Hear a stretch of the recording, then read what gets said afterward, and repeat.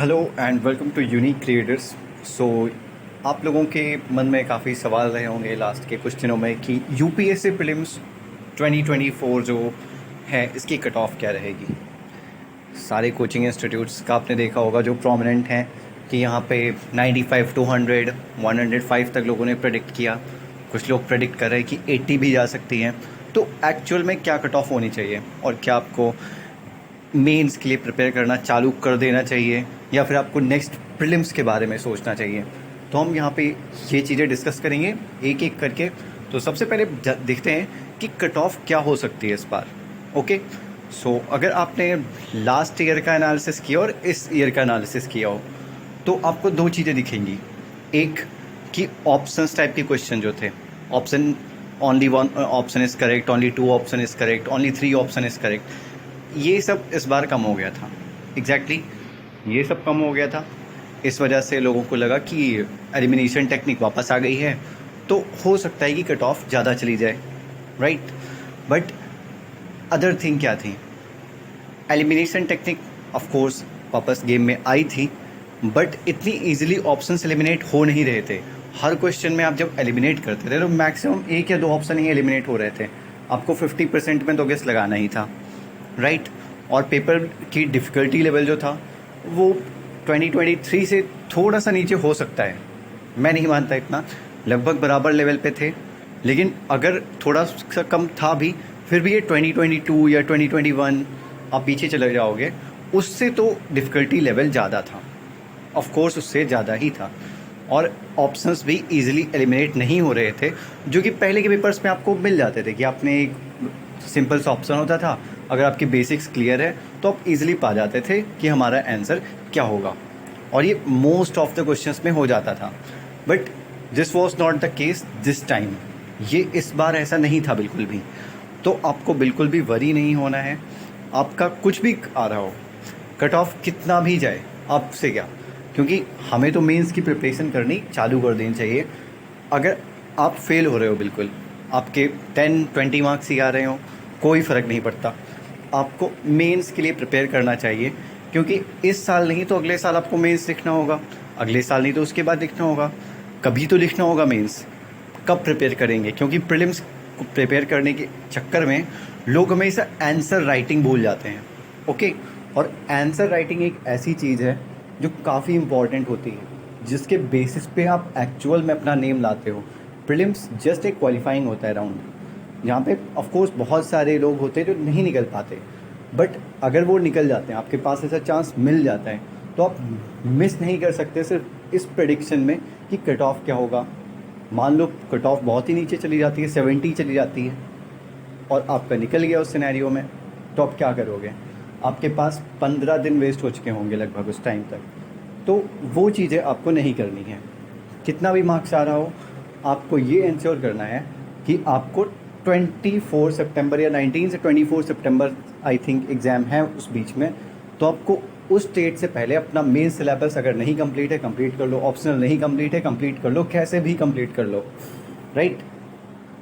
और आपको जैसे ही पेपर आएगा नेक्स्ट डे आप भी बैठ के दो, एक ऐसे इन्वायरमेंट में जैसे भी आप चाहते हो। आप अपने लग्जरी के हिसाब से चाहते हो उस हिसाब से दे सकते हो, बट एटलीस्ट 3 घंटे में वो टेस्ट लिखो आप, राइट। क्योंकि आपने भी 1 साल मेहनत की है, आपके पास भी उतनी ही अंडरस्टैंडिंग है न्यूज़पेपर वगैरह की जितनी की बाकियों के पास होगी। बस फ़र्क ये होगा कि कोई किसी ने क्लियर किया किसी ने नहीं किया है। तो आपको ऐसा बनना है कि आपको भी क्लियर करना है, आपको समझना है मैंने क्लियर कर लिया है, राइट। और आपको आगे प्रिपेयर करना है उसके लिए, क्योंकि अगर आप प्रिपेयर करोगे तो बेस्ट रहेगा, राइट। सो कट ऑफ कितनी भी होने दो, आपको मेंस के लिए प्रिपेयर करना है, अभी से जुट जाना है उसमें। और जो भी PT 365 मेंस 365 वगैरह आएगा वो अगर आप लोग कमेंट करोगे तो वीडियो वगैरह बनाऊंगा मैं भी, ओके। एंड इस बार आप लोगों ने एक चीज़ देखी होगी, फैक्चुअल क्वेश्चंस काफ़ी ज़्यादा आए थे।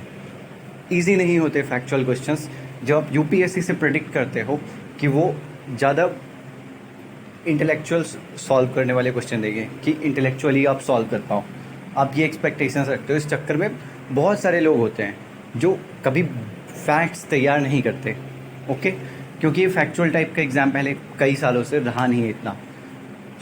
काफ़ी बेसिक्स पे फोकस करते थे, बट इस बार काफ़ी फैक्चुअल था। सो इन सब चीज़ों को कंसीडर करते हुए और पेपर की डिफ़िकल्टी ऑफ कोर्स काफ़ी ज़्यादा थी, तो मेरे अकॉर्डिंग जो कट ऑफ होना चाहिए वो अराउंड 80 होना चाहिए। और अगर आप 70 से भी ऊपर पा रहे हो आंसर की वगैरह में कोई भी कोचिंग की, तो आपको प्रिपेयर करना स्टार्ट कर देना चाहिए, इवन 65 प्लस भी। क्योंकि क्या है ना कि आंसर की जो यूपीएससी देता है एंड जो बाकी देते हैं coaching institutes, there is a lot of difference.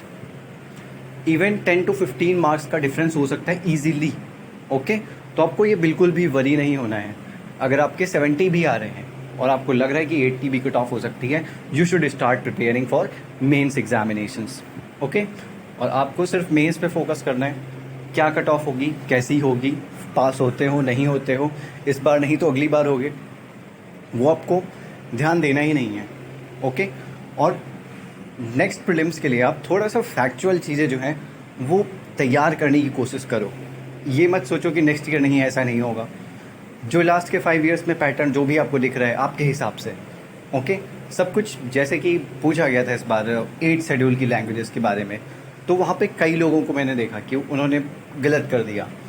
वो ईजिली किया जा सकता था क्वेश्चन, बट फैक्ट्स कोई तैयार नहीं करता है तो वो गलत होने के चांसेस काफ़ी ज़्यादा हैं। डिलिमिटेशन कमीशन सभी को नहीं पता होता कि 4 बार अभी तक फॉर्म हुआ है।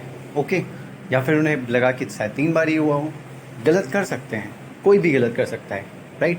सो अकॉर्डिंग टू मी सिंपल यही है कि 80 के अराउंड कट ऑफ होनी चाहिए और आपको मेंस के लिए मेनली प्रिपेयर करना चाहिए।